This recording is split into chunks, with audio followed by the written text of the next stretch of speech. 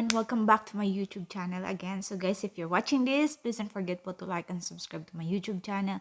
And please don't forget po to hit the bell notification para updated po kayo sa aking future videos. Yay! So guys, I would like to say thank you po pala sa lahat ng nag-subscribe, nag-comment, nag-like, nag-share sa aking YouTube channel o sa aking YouTube videos dahil lumabot na po tayo ng 9,100 and road for 10,000 na po tayo. Yay! So, if you are a first time watcher or first time po kayong nanonood sa aking channel, please don't forget po to subscribe. In that way po, nakaka-inspired po gumawa ng videos kapag madami pong nag-subscribe, nag-comment, nag-likes, and nag-share.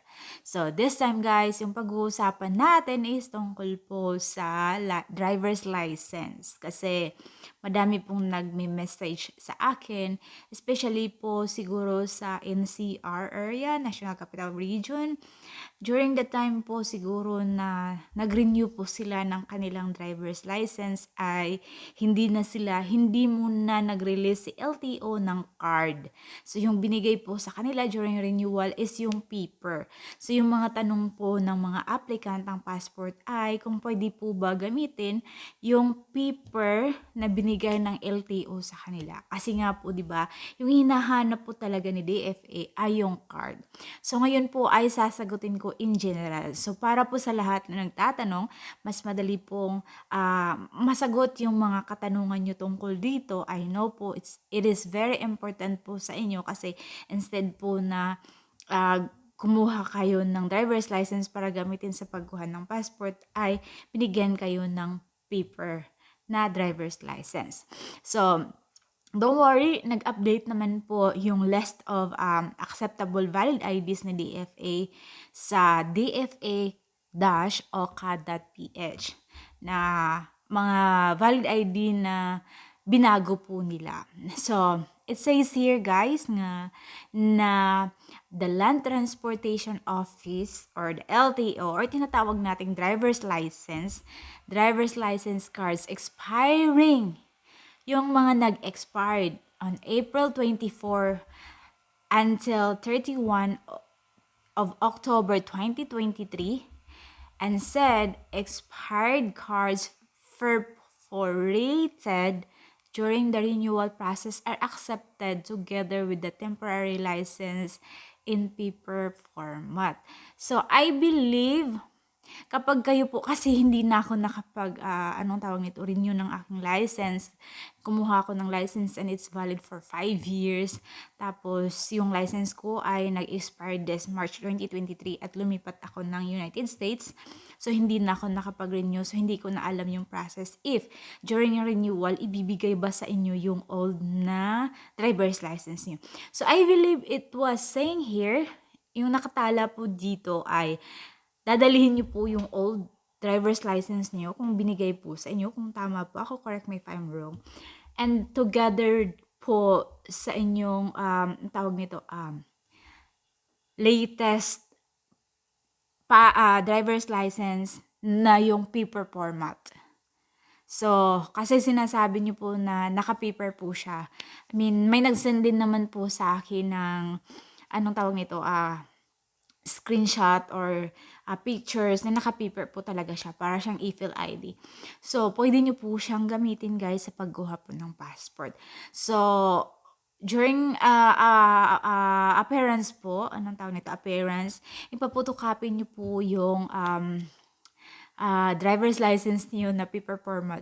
Parang mahirap po sa akin sabi about this kasi usually naka-card nga po si driver's license.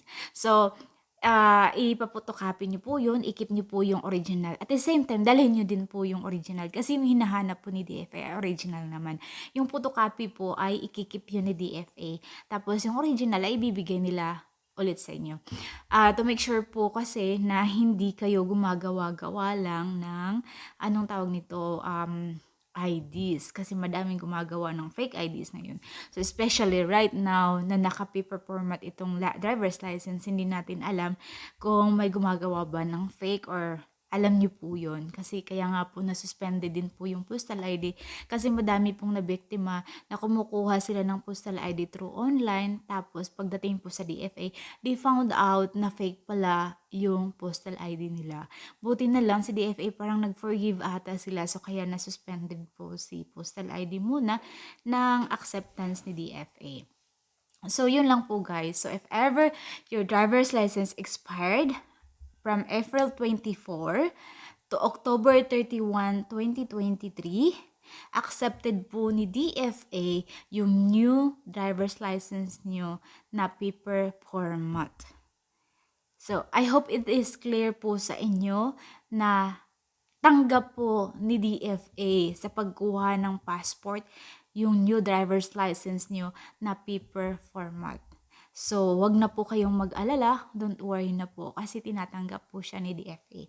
And at the end of my video, ipopost ko din po naman itong mga the following IDs that you can use sa pagkuha po ng passport or tinatawag na list of acceptable IDs for Philippine passport application, which is any of the following.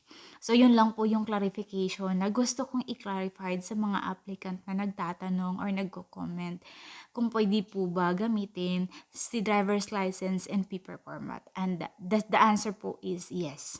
So, yan lang po guys. And huwag nyo po talagang kalimutan na ipapotocopy kasi kukunin po ni DFA yung photocopy. At saka huwag niyo pong kalimutan na dalhin yung original kasi kukunin din po yung DFA ang original. Subalit, ibibigay po niya after the process. Kasi sa inyo po talaga yung original. Tapos yung kay DFA na i-compile sa files or sa record nyo ay yung photocopy. So, I hope nakatulong po ito sa inyo and I hope nasagot ko po yung mga katanungan nyo. And if you have some questions, guys, please leave your comment down below and I will try to answer as much as I can. Sinasagot ko naman po pag hindi ako busy. So, goodbye! Thank you for watching. Guys, if you are first time watcher, please don't forget po to like and subscribe to my YouTube channel. Bye!